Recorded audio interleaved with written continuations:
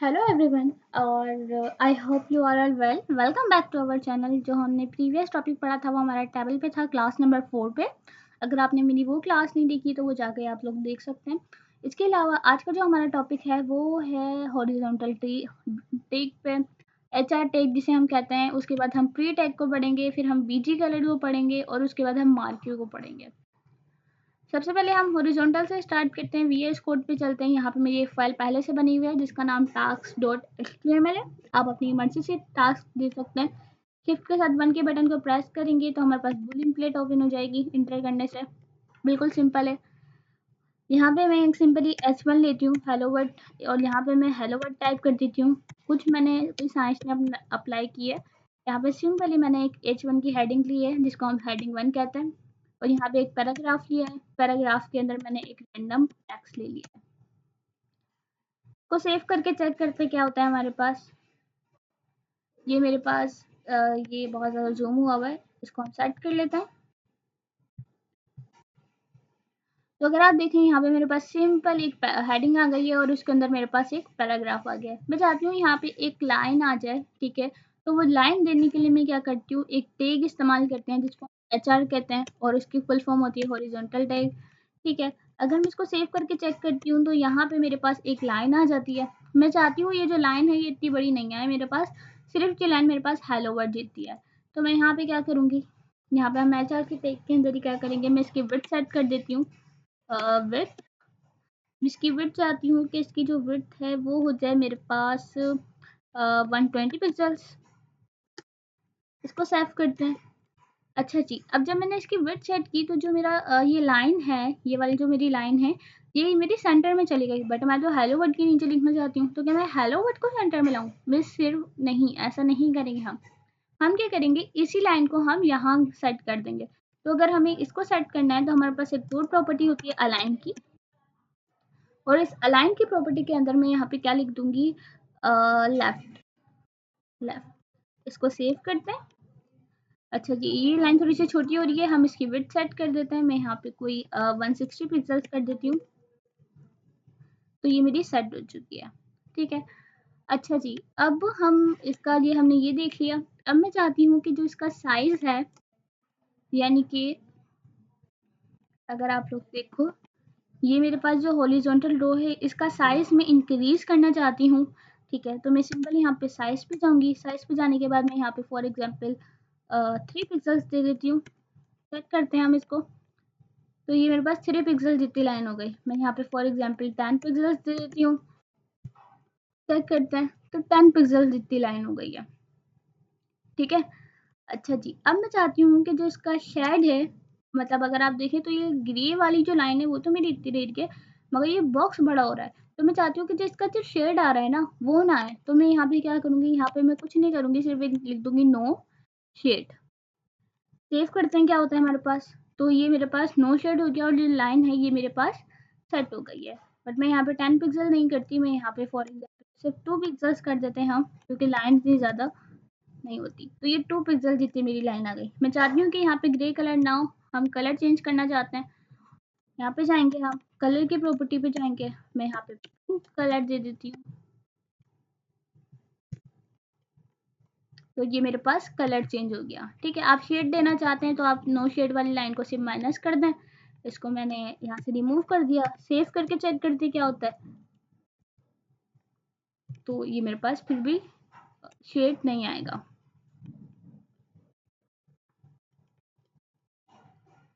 ठीक है।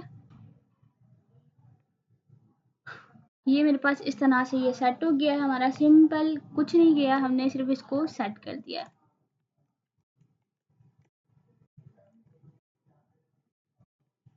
अच्छा जी, ये तो हमने क्या सीखा है, हमारे पास हॉरिजॉन्टल टेक के अंदर हमारे पास कौन कौन सी प्रॉपर्टीज होती है। हमारे पास विड्थ होती है, अलाइन होती है, साइज होता है, कलर होता है, और एक हमारे पास क्या होता है, नो शेड होता है, जिसके अंदर वो हमें शेड नहीं बताता है, ठीक है। इसके बाद जो हमारा नेक्स्ट टेक है हम उसको अंडरस्टैंड करते हैं, जिसके अंदर हम प्री टेक को अंडरस्टैंड करेंगे। तो यहाँ पे हम पहले इसी में चलते हैं, और इस पे जाने के बाद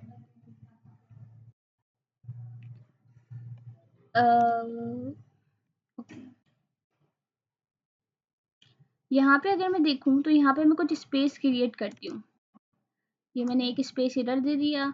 स्पेस देने के बाद मैं यहाँ से एक इंटर कर दूंगी। तो मैं चाहती हूँ कि जो मेरा टेक्स्ट है वो जिस तरह से मैंने इसमें लिखा है, यहाँ पे मैंने कुछ स्पेसेस लिए हैं, यहाँ पे मैंने एक लाइन ब्रेक की है और यहाँ पे मैंने इतनी स्पेस छोड़ी है जितना मैंने सेम लिया है, same to same as it is आ जाए पैराग्राफ के टेक के अंदर। तो मैं क्या करूँगी, इसको सेव करके चेक करते हैं। यहाँ पे चलते हैं, हम इसको सेव करके चेक करते हैं। तो इसको तो कोई फ़र्क ही नहीं पड़ता। अगर हम इसको कितना ही सेट कर लें, मुझे यहाँ पे क्या करना पड़ेगा, यहाँ पे मुझे क्या करना पड़ेगा, यहाँ पे मुझे NBSP का एक वो लगाना पड़ेगा टैग, ताकि ये जो मैंने आप लोगों को पिछले वाली उसके अंदर बताया था कि हम NBSP का टैग लगाते हैं ताकि हमारे पास स्पेस आ जाए।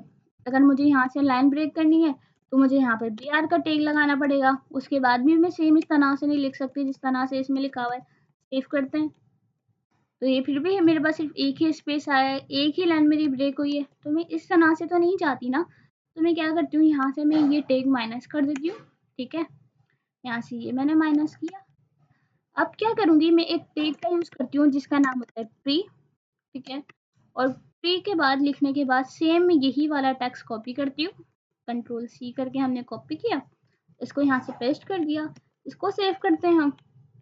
तो ये देखें, इसने मेरी स्पेस भी ले ली, इसने मेरी जो लाइन ब्रेक थी वो भी कर दी, इसने यहाँ से भी स्पेस ले ली। जिस तरह से मैं इसको चाह रही थी बनाना, सेम इसने उसी तरह से बना के दिया। तो ये हमारे पास होता है प्री का टैग। जिस तरह से आप टेक्स्ट लिखते हो अपने VS कोड के अंदर, अपने कोड एडिटर के अंदर, ये सेम उसी तरह से टाइप कर देता है। जबकि पैराग्राफ क्या होता है, ये ना ही हमारी स्पेसिंग को काउंट करता है, ना ही हमारी ब्रेक रो को काउंट करता है। ये क्या करता है, जस्ट हमारा टेक्स्ट बिल्कुल एक सीरीज बिल्कुल सेट करके लिख देता है, भले आपने कैसा ही टेक्स्ट लिखा हो। मगर प्री क्या करता है, जैसा आपने लिखा है सेम एज इट इज वहां जाके कॉपी कर देता है। आपको पैराग्राफ ज़्यादा पसंद है या प्री ज़्यादा पसंद है, मुझे कमेंट सेक्शन में लाजमी बताइएगा। और अब हमारा जो नेक्स्ट टॉपिक है हम उसकी तरफ चलते हैं। हमारा है बॉडी कलर टैग।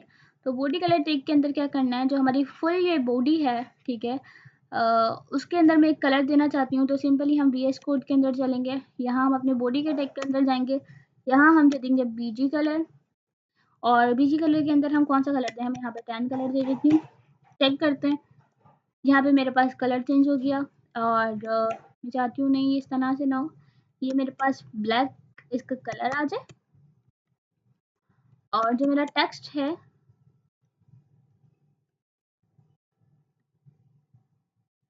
मेरे पास क्या आ जाए, वाइट आ जाए। चेक करते हैं,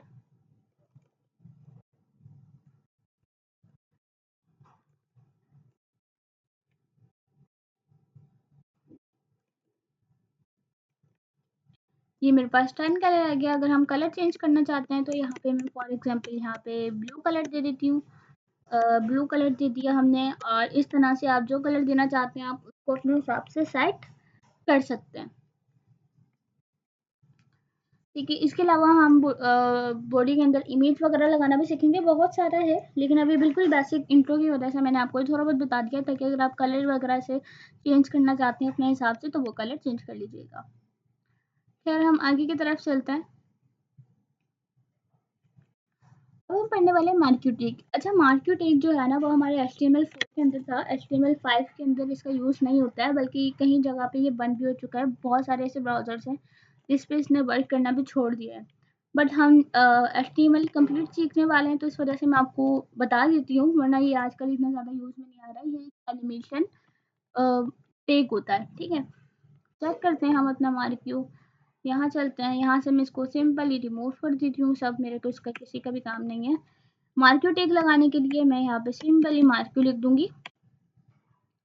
अच्छा जी, जैसे मैं यहाँ पे मार्क्यू टैग लिखती हूँ तो सबसे पहले इसका बिहेवियर और डायरेक्शन पूछता है।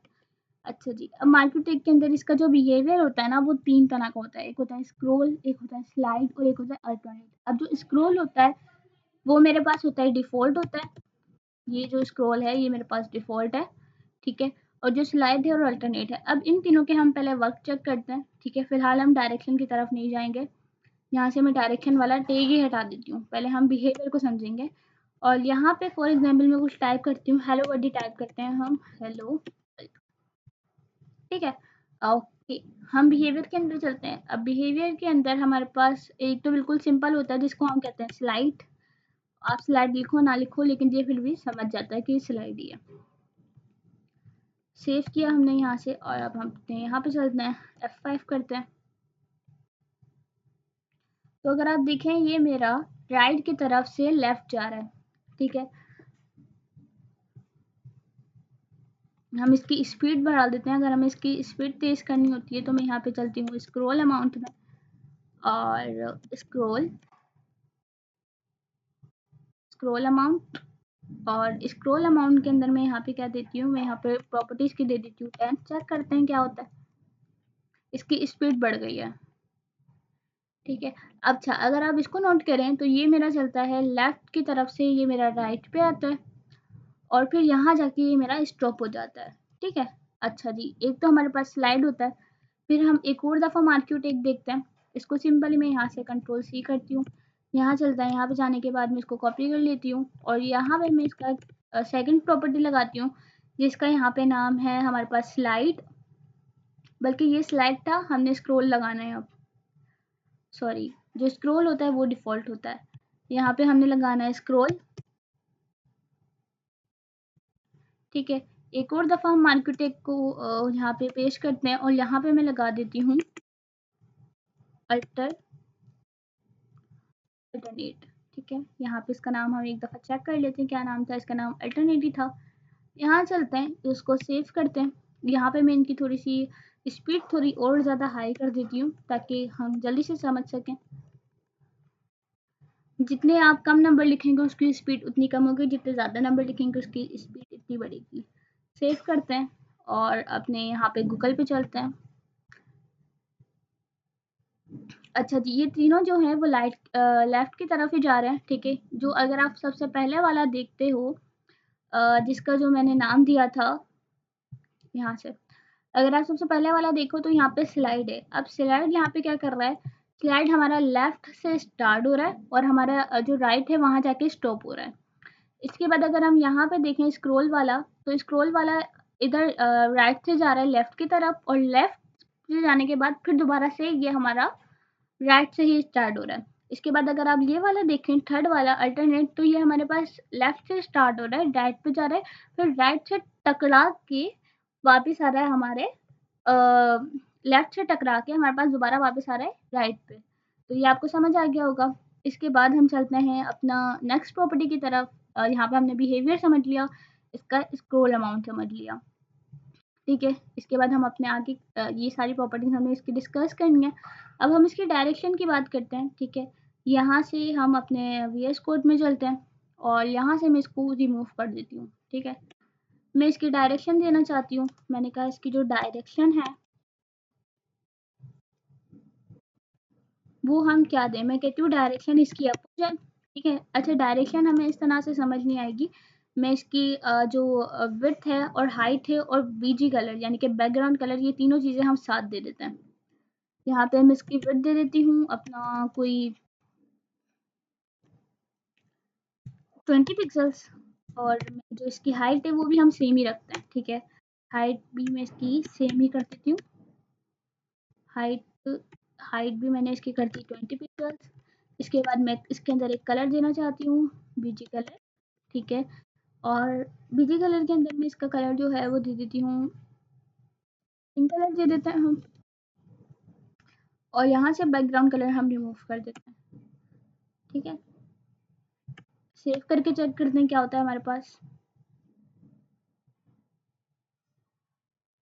तो 20 पिक्सल्स बहुत कम आ रहा है, ठीक है। हम इसके पिक्सल्स बढ़ा देते हैं, यहाँ पे मैं 200 पिक्सल्स कर देती हूँ,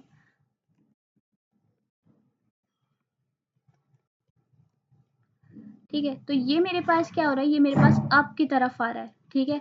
और यहाँ पे मैंने लगाया हुआ भी कौन सा था, स्लाइड लगाया हुआ था। मैं फॉर एग्जांपल यहाँ पे अगर अल्टरनेट लगाऊं, अल्टरनेट, ठीक है, और इसको अगर हम चेक करें तो ये मेरे पास क्या करेगा, पहले मेरे पास अप से लेके डाउन से अप जाएगा, फिर अप से डाउन जाएगा, फिर डाउन से अप जाएगा। ये मेरे पास इस तरह से काम करता है, ठीक है। क्योंकि इसने किससे स्टार्ट किया, डाउन से अप, क्योंकि मैंने इसकी जो डायरेक्शन बताई थी मैंने कहा था कि ये अप की तरफ जाए, ठीक है। अच्छा जी, इसके बाद जी मेरे पास डायरेक्शन इसके बाद आती है डाउन की। यहाँ पे मैं डाउन करके चेक करती हूँ क्या होता है ये। यहाँ चलते हैं, F5 करती हूँ तो ये मेरे पास अप से डाउन की तरफ आ रहा है। इसके बाद मैं इसकी लेफ्ट करके देखती हूँ तो ये मेरे पास क्या राइट से लेफ्ट की तरफ जा रहा है। ठीक है, तो आप जो डायरेक्शन देंगे ये उस हिसाब से काम करता है। अच्छा जी, ये हमारे पास हो गया। अब ये देखिए, ये तो मेरे पास रुक ही नहीं रहा। अल्टरनेट का मैंने टेक तो लगाया मगर रुक ही नहीं रहा। मैं चाहती हूँ ये 3 दफ़ा चले उसके बाद ये रुक जाए। तो ये करने के लिए मैं क्या करती हूँ, यहाँ पे वीएस कोड में चलते हैं। सबसे पहले जो इसकी स्क्रॉल अमाउंट है मैं यहाँ से कम कर लेती हूँ। मर्जी है, आप कम ना करना चाहें तो आपकी मर्जी है, मगर आप लोगों को समझाने की वजह से जस्ट इसकी कम कर रही हूँ। यहाँ पे हम एक लूप लगाएंगे और लूप देने के बाद में इसका जो लूप है वो मैं कह देती हूँ सिर्फ ये 3 दफ़ा चले। चेक करते क्या होता है लूप लगाने से। 1 2 3। ठीक है, अगेन चेक करते हैं।